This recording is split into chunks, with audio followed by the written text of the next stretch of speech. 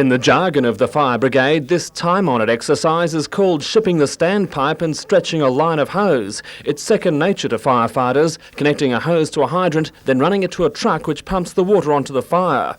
A fire can burn an average house to the ground in as little as 12 minutes, so finding the hydrant in a hurry can make all the difference. Well, they're the lifeblood of the firefighting. If we can't get to a hydrant and we can't get to the water, then we have a great deal of difficulty in extinguishing the fire. Hydrants are clearly marked, but firefighters are discovering that in the suburbs where they're most needed, the hydrants are disappearing. Often we'll have vehicles parked on top of it. We have difficulty getting to it in that way.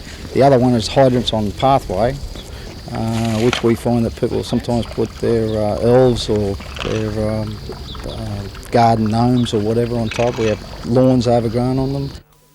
Now, the New South Wales Fire Brigade is asking residents to adopt their local hydrant, to take care of it and make sure it's easy to find. It's a simple precaution that one day could make all the difference. Tom Hilston, NBN News.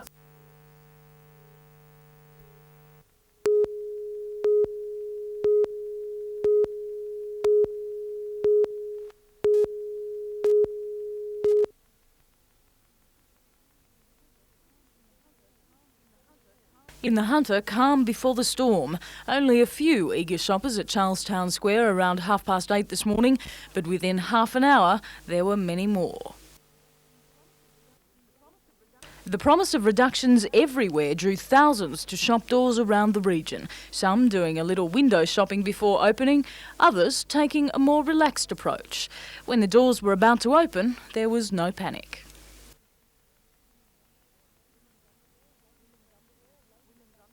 Women's underwear, ladies' fashion and Manchester proved big sellers in the major department stores. But anything from handbags to jewellery and cosmetics drew bargain hunters. Both Grace Brothers and David Jones sales are topping last year's figures, with Grace Brothers Charlestown attracting more people today since the store's opening.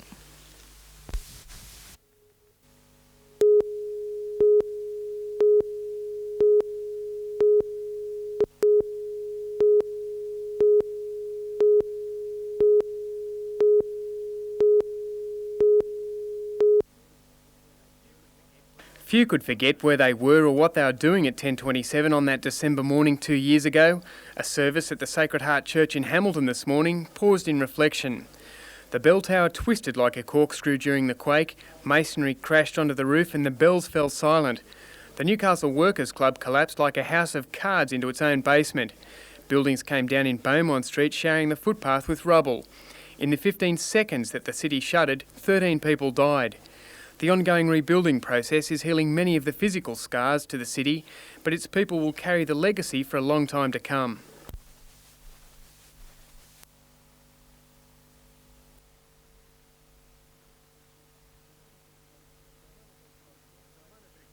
The monetary cost of the quake has been put at $950 million. Many lost homes and possessions. Some families and individuals lost much more. Relatives watched on as the shattered Sacred Heart Dome was dedicated to those who died, and for the first time since the quake, the bells tolled from the restored tower.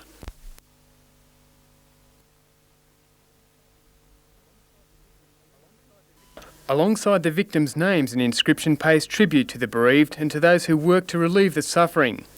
Patrons and staff at the Newcastle Workers Club also paused for a minute's silence and their own memories. Well, we all get on with living, but you'll always remember it in your heart.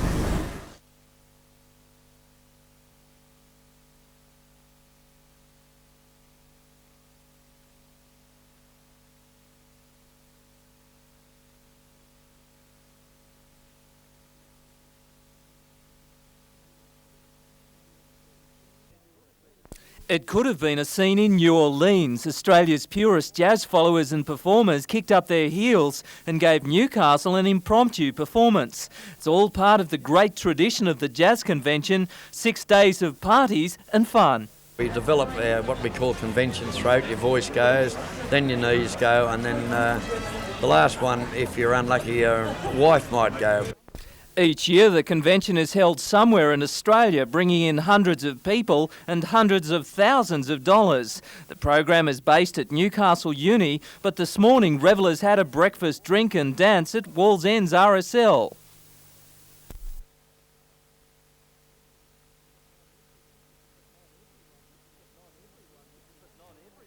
But not everyone was in the swing. A music fan from another era made a brave protest. Peter Ryan, NBN News.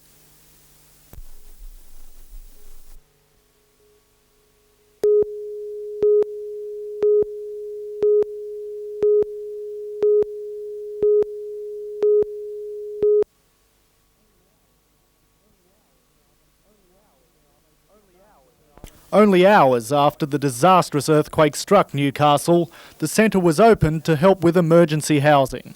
To date, the staff of 8 has processed 4,500 claims for assistance, ranging from counselling to rebuilding homes. But tomorrow, 2 years and 3 days after the quake, the centre will close. Although the unit had received only a trickle of applications recently, there was a last-minute rush today. Well, just at the moment we've had 9, but it's been very quiet over the last week or so. I think people are just starting to realise that we've only got 1 day to go. The earthquake scars are still evident across the city, and the centre is yet to deal with 200 outstanding claims. But the Department of Community Services, which runs the unit, says its job has been almost completed. Our cut-off date for receiving applications is tomorrow, so people should contact the Disaster Relief Centre urgently to lodge any outstanding applications. But Newcastle City Council Alderman John Sutton says the centre should stay open, otherwise people still preparing applications could be caught short. Well, I think there are a large number of earthquake claims that are still unprocessed, so it seems to me that they should wait until at least those claims have been processed. Meanwhile, the Lord Mayor's Earthquake Appeal Fund keeps growing, with interest alone now at $1.14 million on the almost $8 million donated. A trustee for the appeal says the deed covering the fund still has 3 years to run, and all money raised will go to earthquake recovery assistance. Scott Bevan, NBN News.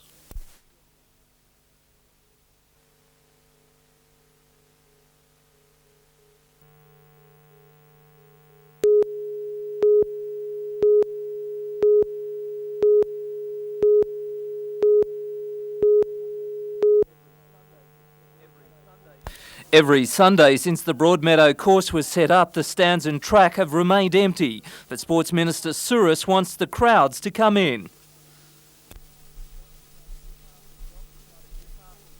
The Newcastle Jockey Club has been talking with the Minister for months and has agreed to run 2 Sunday meetings in September and October, fitting in with other TAB dates around the country. I think we'll get crowds. It's something that we can promote as a family day, and I'll be very surprised if they're not successful. The club admits there could be a backlash from some conservative circles, but says the groundswell of opinion is to go ahead. The NJC took surveys both here at Broadmeadow and at Beaumont Park and found 90% of racegoers were in favour of the Sunday meetings. A greyhound meeting is planned for Sunday the 15th of March to coincide with Sydney's first meeting. Racing administrators say, however successful, there is no chance dates will be set to clash with Newcastle Knights fixtures. We had that circumstance earlier this year when one of our Saturday dates clashed with a Knights local game here, and both were disasters really for the Knights as well as us, and obviously we wouldn't want to do it on a Sunday.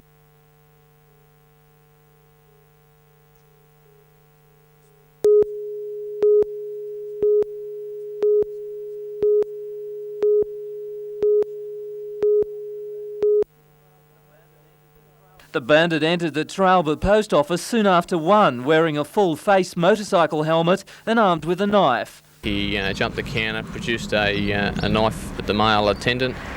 The post office is next to the local police centre, but the one-man station was closed. The robber escaped on a red motorbike with a small amount of cash. Police swarmed on the area. Initially, they believed they'd found the getaway vehicle in nearby Edgeworth. However, checks proved it a false alarm. Searches followed in surrounding bushland, but to no avail. Police are looking for a man 180 centimetres tall, about 21 years old, with brown hair and a medium build. Peter Ryan, NBN News.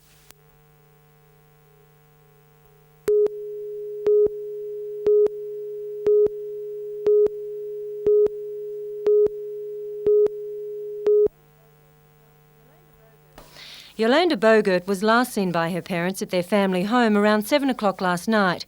It's understood she and her parents had had an argument. Her parents then left the house. Just a small dispute, that's all, silly dispute. Local police were alerted. A search was mounted early this morning. Headquarters has been set up at the local bushfire station to coordinate the search. We've got approximately 40 to 50 people in the area. The police helicopter from Sydney. We've covered an area of about 5 kilometres from the home, in bushland, tracks, anywhere that we thought that the girl might have camped. Police are asking anyone who has information or may have seen Yolanda wearing a jacket similar to this to contact Toronto or Morisset Police. A decision will be made at sunset whether to continue the search overnight. If she's not in any trouble, and just come home, you know, no hassles, and that's about it really, just come home. And Mum's worried. Catherine Lamond, NBN News.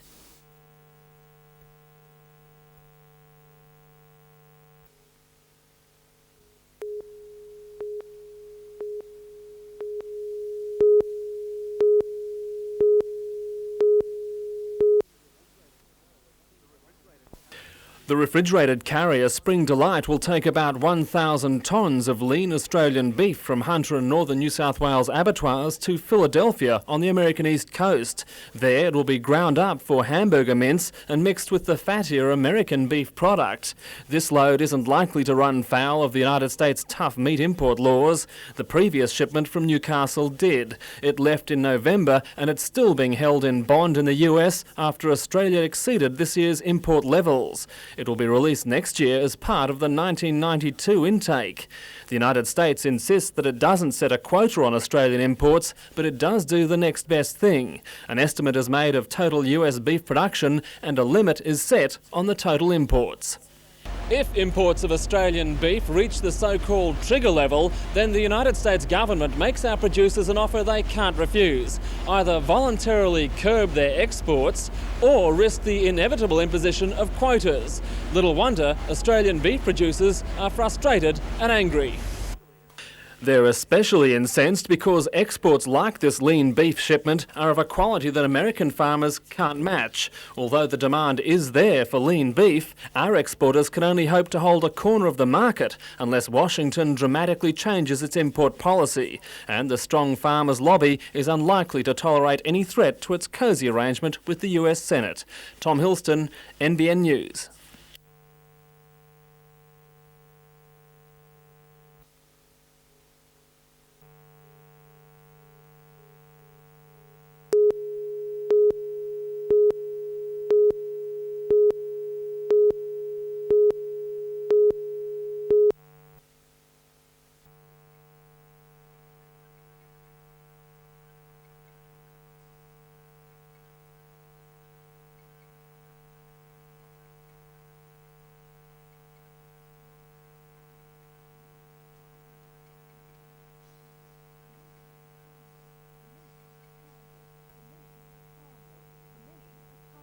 For many, a calm welcome to the new year. Not for 1992, the traffic problems and crush of people which greeted previous years. But a brave 5,000 or so did venture out for a concert on the foreshore.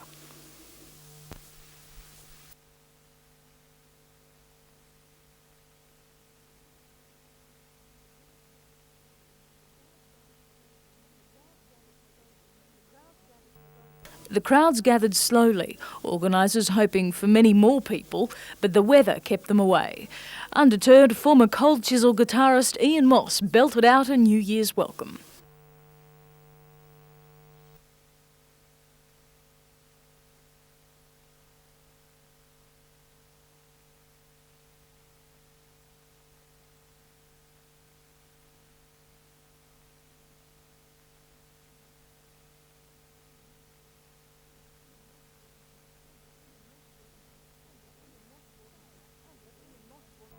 And if Ian Moss wasn't enough for the revellers, fireworks to welcome 1992 with a bang.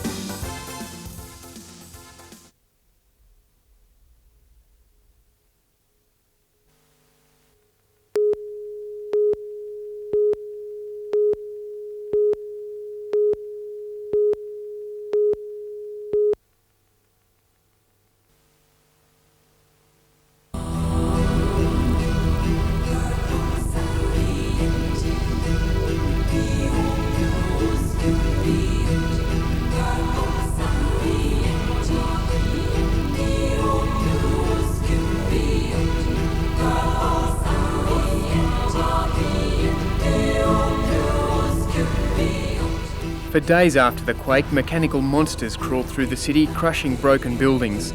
The disaster shocked people with the loss of life, personal possessions and damaged landmarks. Some waged a battle against authorities to save what they could of the shattered city. Buildings considered to be dangerous were brought down, but many citizens were opposed to the demolitions. Wrecking crews went to work in virtually a no-man's land created by disagreement between authorities, developers and preservation groups. One team, headed by Novocastrian John Rominski, put its talents gutting, crunching and demolition to effect on the city centre buildings, as well as the Salvation Army's citadel, shops, the municipal chambers in Hamilton and more than 130 houses. Romo, as he's known in the demolition and salvage business, considers himself a conservationist as well as a cruncher. It's a funny situation where I'm all for the heritage of them, but if we can restore them now and get it done, even if it's elsewhere, taking the building and re-establishing it, it's better than having a building sitting around for 10 years doing nothing. His latest project is gutting the historic Cohen's Bond store at the city's East End. Much of what looks like scrap is prized material and in demand both here and overseas. There's nothing new about recycled building materials. In 1906, rubble from the San Francisco earthquake was loaded as ballast onto sailing ships. When they reached Newcastle, it was dumped. Some still sits on the banks of the Hunter River near Stockton. These days, such materials are eagerly sought after, with competition fierce for the salvage rights. This new home at Nor's Wharf was the quake-damaged Hamilton Post Office. Windows that once gazed onto Newcastle Harbour were from the demolished wing of the Great Northern Hotel and have found a new home at the Sussex Ridge Guest House at Pecolban. Now they're gazing out onto beautiful Hunter Valley, Broken Back Range and the vineyards, so they've still got beautiful views. Mick and Madeline Richings have built Sussex Ridge from the ground. The floorboards came from the Carrington wool sheds, doors from the Donalds building in Hamilton and tallow-wood furniture from the old John Darling colliery at Redhead. I've been drinking here for bloody 20 years since I was a West Junior, and what they're doing's bloody appalling. The victim of another controversial knockout bout with Progress, the Sportsman's Arms Hotel, that gave way to extensions at the Western Suburbs Leagues Club at New Lambton, has been re-erected in the vineyards as part of the Calais Estate Winery. Romo supplied the bricks and timber from the old pub and feels he's lending history a helping hand. I'm proud to be part of our heritage here, that we can save it. A lot of it got crunched and wasted, you know, where I'm now, where I would salvage all I gear if we can and just show our kids what we were made of originally from the beginning up to now.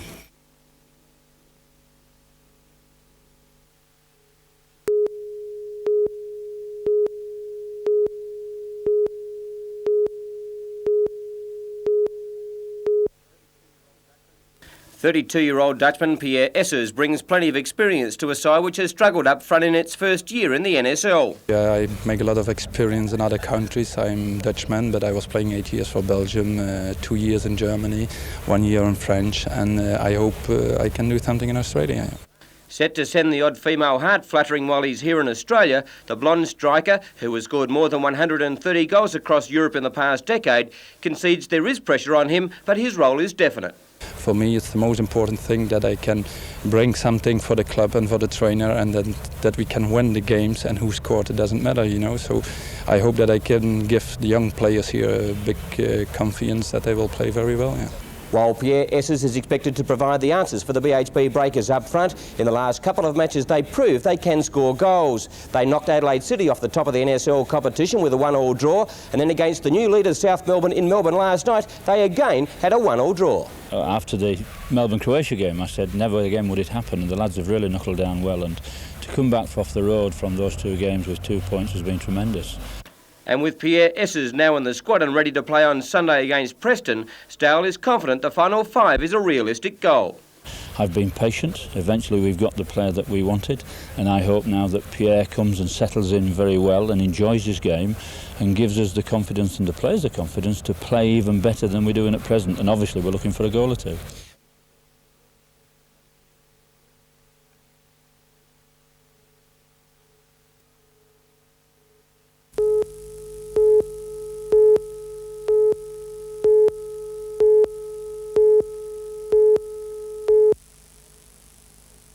While the rain was always threatening at Milton, 18-year-old Godridge was never a threat. This one of the few times she was able to pass her 16-year-old opponent. Maliva broke twice in each set and sealed the match with a typically controlled rally.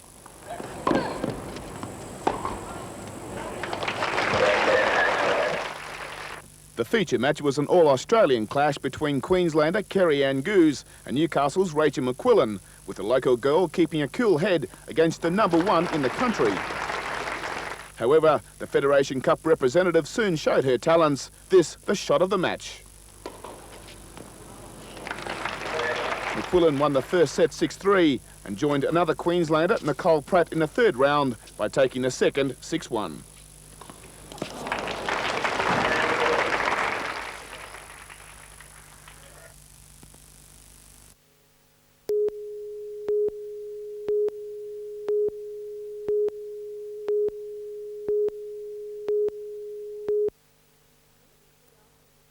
Immediately after the date of the by-election was announced, phones were connected and furniture was moved into the electoral office in the entrance. In 16 days, voters in the entrance will return to the polls. Already the campaign for votes has intensified.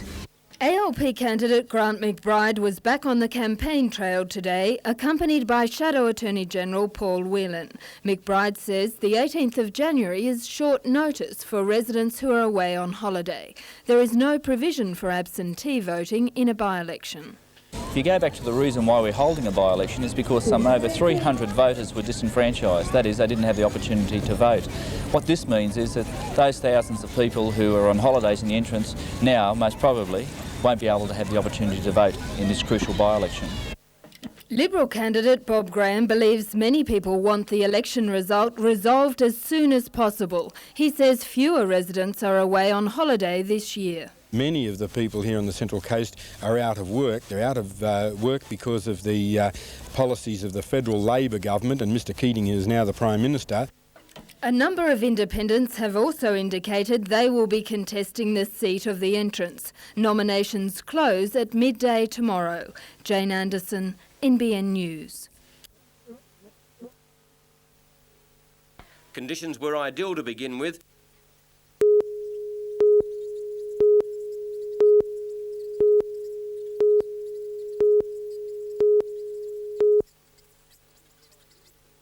Conditions were ideal to begin with, a southeast breeze between 15 and 20 knots, and all crews were keen to get underway in the 1992 Australian Championship. Well, too keen in fact, as most boats broke the start and there was a general recall and another adrenaline-pumping wait for competitive action. Not a problem the second time around, and with most boats electing to sail with their number 2 rig, it was an even start, Otis getting the best of it. The 25-kilometre southeasterly course was sailed in a figure-8 pattern, and a good battle ensured all the way, with the breeze dropping to around 8 knots later in the race. John Millwood, skippering Castrian Holmes, has had a great year so far, and today he finished in 5th place and well in contention. Just in front of Castrian Holmes, another Belmont boat, MJH, skippered by Alan Cummings. Then the Sydney connection filled 3rd and 2nd respectively. Dennis Tanko's Tanko Turbo Tub is the favourite for the title, and he's left himself in a handy position after the first heat. And in second spot, Mackay Marine from the Georges River Club, sailed by David Mackay. But the leader of the Australian 16-foot skiff title after the first battle, Belmont boat Beechwood Homes 2, skippered by the current New South Wales champion Gary Brunninges, who sailed well all race to win in a time of 1 hour 53 minutes. Tomorrow is a lay day with Heat 2 on Saturday.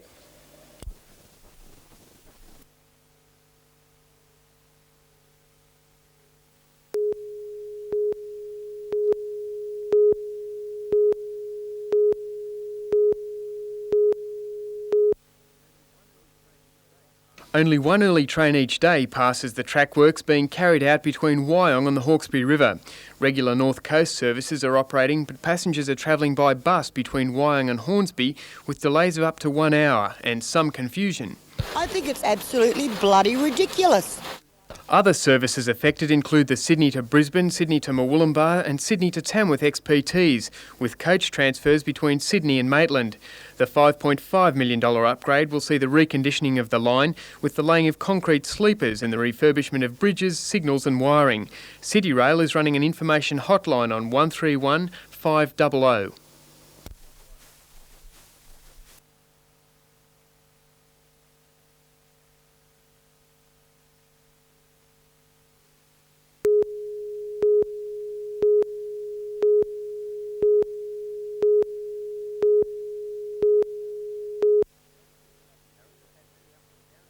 Harris has had many ups and downs in his great career. A successful fight against a near-fatal brain tumour, a couple of bad falls, but plenty of memorable victories, including a Golden Slipper winner when he was a youngster and the 1986 Winfield Newcastle Gold Cup. Harris had a stint in Ireland where he finished 5th in the Jockeys Premiership, and he already has ridden in Asia. A constant battle with weight forced the hoop to look further afield. Probably the same weight scale as here, but they allow me to ride 1.5 kilos overweight, which is a lot of leeway, and I can get to take a lot more rides. It's very hot there. It's quite taxing on you physically, but then again, you know, what you make up in one way, you lose in another. So I'm looking forward to going back and hopefully making a bit of money and coming back and taking it a bit easier. But the weight issue isn't the only reason Harris is quitting Australia. I just thought I was getting neglected a little bit in Sydney, and you can win on horses and be replaced by, you know, one of probably the top 3 or 4 jockeys there at the drop of a hat, and I don't think that's very fair. And for my family's sake and my own sake, I decided to go over there and try to, better myself money-wise and keep riding. There's no doubting Harris's ability. A cool ride to guide the favourite, Frolicking Free, to victory in race 3. Harris bringing Frolicking Free between horses in the centre, and it's dashed to the lead now with about 100 metres left to go. Frolicking Free kicking clear close to home, and the favourite's too good. He's down on the line to score by a couple.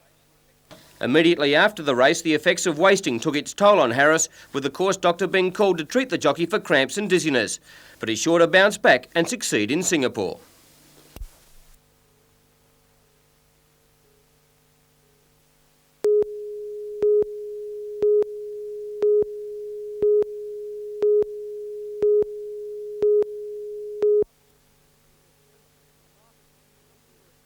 The Marta's 2 linear accelerators are designed to improve the quality of life of cancer sufferers, but since August, these $1 million machines have not been treating as many patients as they could.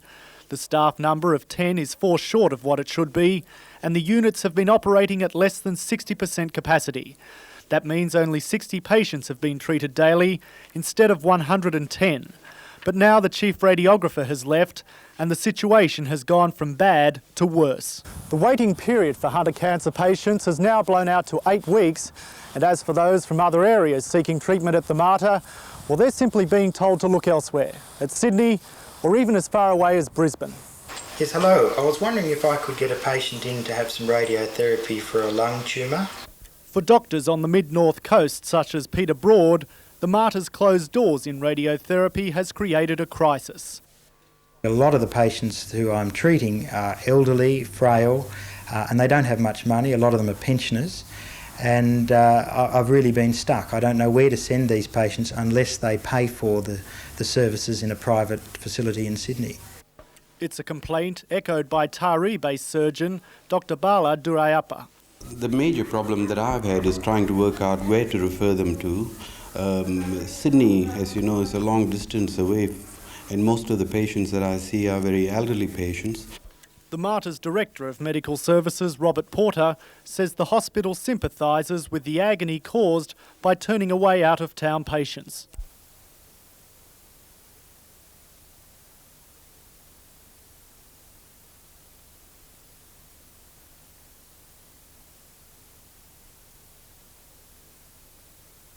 Dr Porter says he hopes the staffing shortage will be relieved by April. Scott Bevan, NBN News.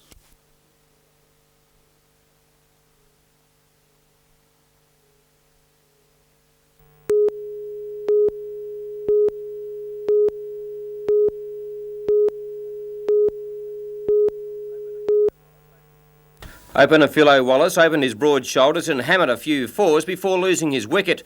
Richie Richardson was in top form, smashing a couple of delightful cover drives to the fence, the second a gem.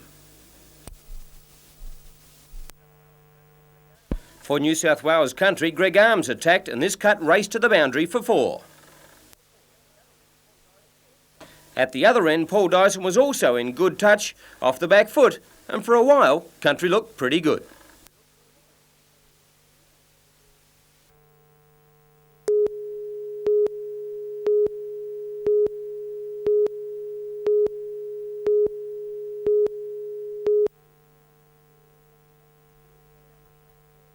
The Summer Discovery School is taking a practical approach to science and technology. The purpose, to show that science is a part of everyday life. Today's topic was kitchen chemistry, using basic cooking ingredients to demonstrate scientific phenomena like air pressure changes. And this lesson, it seems, caught the imagination of at least one budding Einstein. The air pressure can suck even water up from below a candle. The aim is to stimulate the mind. The ultimate goal, to change the community's perception of what science is all about. On the scientists at television, they're just sort of concentrating all the time, but here I'm having lots of fun and doing really fun experiments and things. Technology Centre staff believe this change begins with the young. The seeds of our future scientific and manufacturing and our growth here in the Hunter Valley are being sown now. We have to capture their imagination, show them that science can be a rewarding and interesting career.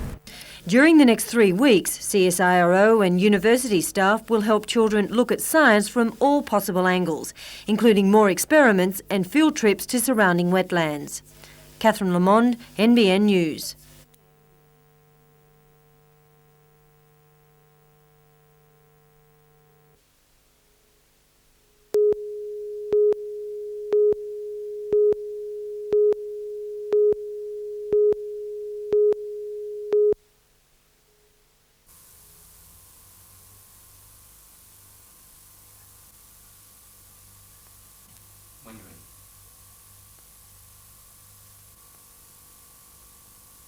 Titled The Shell Guide to Port Arthur in Dorset. At least there's something in these.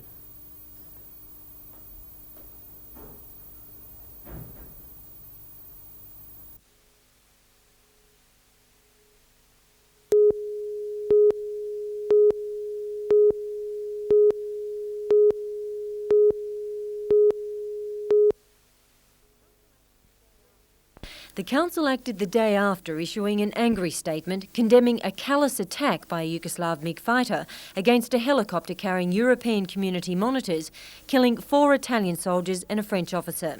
Mourners have crowded into Zagreb Cathedral to pay their last respects to 5 men. EC observers carried the coffins of their dead colleagues into the neo-Gothic Catholic Church and draped them in the EC flag, a circle of 12 gold stars on a dark blue background. It is probably the first time the community's emblem has been used in such a way. In Argentina, a deluge of mud, rocks and trees has destroyed a mountain town and may have killed as many as 60 people. The avalanche of debris swept through San Carlos Minos in the central province of Cordoba after torrential rains triggered a flash flood. The Noguian, a small river that runs through San Carlos, broke a dam and sent an avalanche crashing into the town. Most of the 200 or so houses were destroyed and the 2 bridges leading into the town were swept away by the floods. Pop star Paul Simon has arrived in Johannesburg for a 5-concert tour amid calls by left-wing groups for it to be cancelled. After he arrived, a bomb exploded at the offices of PA Sound Organisation, which is supplying sound equipment for the tour.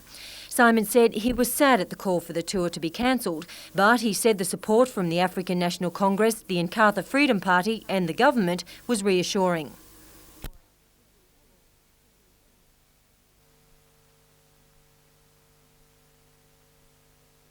The group, which claimed responsibility for the bomb explosion, said that further attacks would take place if the tour continued.